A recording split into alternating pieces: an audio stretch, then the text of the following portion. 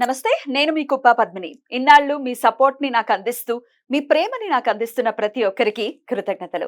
ఇప్పుడు చూడబోతున్న ఈ వీడియో కూడా ఖచ్చితంగా మీకు ఉపయోగపడుతుంది. లైక్, షేర్ అండ్ సబ్స్క్రైబ్ చేసి మీ ఇష్టాన్ని, అలాగే మీ సపోర్ట్‌ని నాకందించండి. అలాగే ఈ వీడియో పట్ల మీ అభిప్రాయాన్ని కామెంట్ సెక్షన్‌లో కామెంట్ చేసి నాకు తెలియజేయండి. నమస్తే. నమస్తే. Welcome to our channel. నేను పద్మిని. ప్రస్తుతం మనతో పాటు ప్రముఖ ఆధ్యాత్మికవేత్త, వాస్తు జ్యోతిష పండితులు నెట్టెల ఫణిభాస్కర్ శర్మ గారు మనతో పాటు ఉన్నారు. మాట్లాడదాం. నమస్కారం అండి. నమస్కారం. కలికాలంలో ఉన్నాం. ఏడుపులు అనేవి సర్వసాధారణంగా అందరి నుంచి వినపడుతుందండి ఈ మాట. దీనికి ధనిక పేద అన్న తారతమ్యాలు లేనే లేవు. పేదవాళ్ళకి కూడా ఏడుస్తున్నారండి మమ్మల్ని చూసి అని అంటారు. ఇక ధనికులకి చెప్పే పనే లేదు. కొంతమంది పట్టించుకోకపోవచ్చు. బట్ దెన్ ఏడుపులను మధ్య తరగతి వాళ్ళకి అన్ని రకాల కష్టాలు ఉంటాయి. ఇవి అవి అనేం కాకుండా. సో ఈ ఏడుపులు తట్టుకోలేకుండా ఉన్నామండి. మేము ఏదైనా చిన్నది ఏమైనా తీసుకున్నాము, ఇల్లు కొనుక్కున్నామనో, లేకపోతే కారు కొనుక్కున్నాం, బండి కొనుక్కున్నాం, బట్టలు మంచి మంచి బట్టలు వేసుకుంటే ఏడ్చే వాళ్ళు ఉన్నారండి అని అంటూ ఉంటారు. చాలా విచిత్రంగా అనిపిస్తుంది. ఎట్లా అండి అసలు ఈ ఏడుపుల్ని తట్టుకోవటం ఎట్లా? నిజంగానే ఇప్పుడు ఉదాహరణకి ఏడుపు ఎందుకు వస్తుంది అంటే పక్కవాడి కన్నా మనం కొద్దిగా బాగున్నప్పుడు.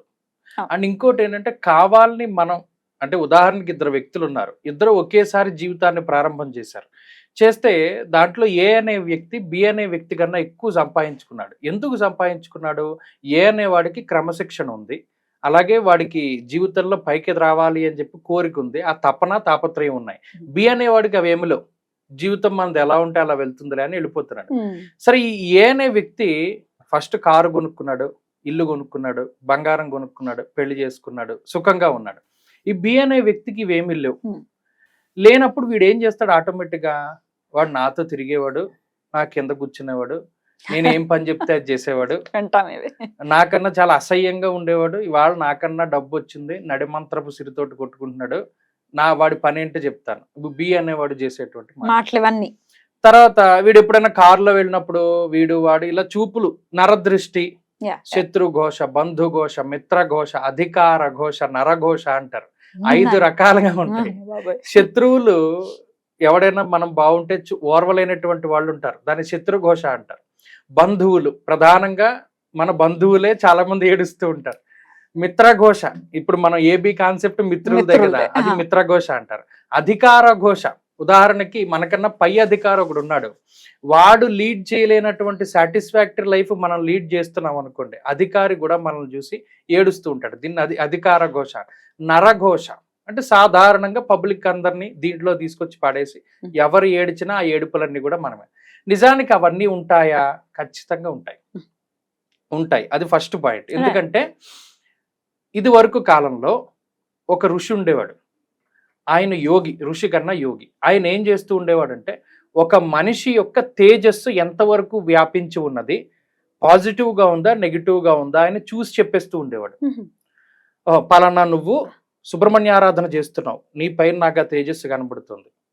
ఈయన అందులో చాలా డీప్గా వెళ్ళిపోయి గుళ్ళకి వెళ్ళడం, గుళ్ళో ఉన్నటువంటి విగ్రహాలకి ఎంత శక్తి ఉంది, ఎంత పరిధి ఉంది చూడడం మొదలుపెట్టాడు. అన్ని దేవాలయాలకి వెళ్ళి చెప్తున్నాడు. ఒకసారి పిఠాపురం వెళ్ళాడు. పిఠాపురం వెళ్ళి అసలు ఇంతమంది కొలుస్తున్నారు కదా, ఆ దత్తాత్రేయుడికి ఎంత వెలుగుంది చూద్దామని చెప్పి తన యోగ శక్తిని విగ్రహం వైపు తిప్పితే అక్కడ విగ్రహం లేదు, సాక్షాత్తు శ్రీపాద వల్లభుడు కనిపించాడు. కనబడి నవ్వుతున్నాడు. ఆయన నవ్వుతుంటే శ్రీపాద వల్లభులి యోగిని చూసి చెప్పాడు, నువ్వు ఎందుకు కాలాన్ని వృధాగా చేస్తావు, వాడి దగ్గర ఎంత ఉపాసన ఉంది, ఎంత శక్తి ఉంది, అది ఎంతవరకు వ్యాపించింది అని నీకు తెలుస్తుంది నీ యోగ శక్తి వల్ల. అది మిగతా వాళ్ళకి చెప్పడం వల్ల నీకేమొస్తుంది? ఏమీ రాదు. తొందరలో నీ ఆయువు మూడబోతోంది కదా, అలాంటప్పుడు నువ్వు నీ గురించి ఆలోచించడం మానేసి నాకెంత ఉంది తేజస్సు, ఇవన్నీ నీకు అనవసరం కదా అని చెప్పి ఆయన అంతర్ధానం అయిపోతాడు. ఎప్పుడైతే శ్రీపాద శ్రీవల్లభులు అంతర్ధానం అయిపోయాడో ఈయనకు ఉండేటువంటి యోగశక్తి కూడా ఆయనలో లీనమైపోతుంది. కానీ ఈయన చిట్ట చివరగా చూసినటువంటి శక్తి శ్రీపాద శ్రీవల్లభులది. అది చుట్టూ తెల్లగా ఉండి అనంతమైనటువంటి విశ్వం అంతా బ్లూ కలర్ లో వ్యాపించి ఉంది అని చెప్పాడు ఆయన. అక్కడితో ఆయన శక్తి ఆక్రం. సో ఇప్పుడు మన దాన్ని బేస్ చేసుకుంటే ఈ శరీరానికి సంబంధించి ఆరా అంటారు. అది మన చుట్టూ ఉంటుంది.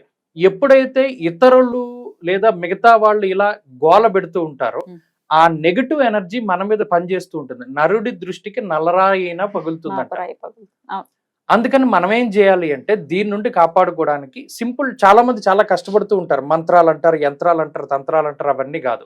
దృష్టిని చేంజ్ చేయడమే. ఎలా? అందుకనే మన వాళ్ళు పూర్వం బొట్టు పెట్టుకునేవారు. చిన్నపిల్లలకి మీరు ఇప్పటికీ చూడండి, అప్పుడే పుట్టిన పిల్లలకి అక్కులు బొట్టు పెడతారు. ఇప్పుడు ఎవరు పెట్టట్లేదు, అందరూ కాటుకు పెడుతున్నారు. కానీ అక్కులు బొట్టు ఎందుకు పెడతారు? ఆ చిన్నపిల్లవాడు యొక్క దేహం, అందుకని చిన్నపిల్లలకి పిశాచ బాధ ఎక్కువగా ఉంటుంది, నరదృష్టి ఎక్కువ.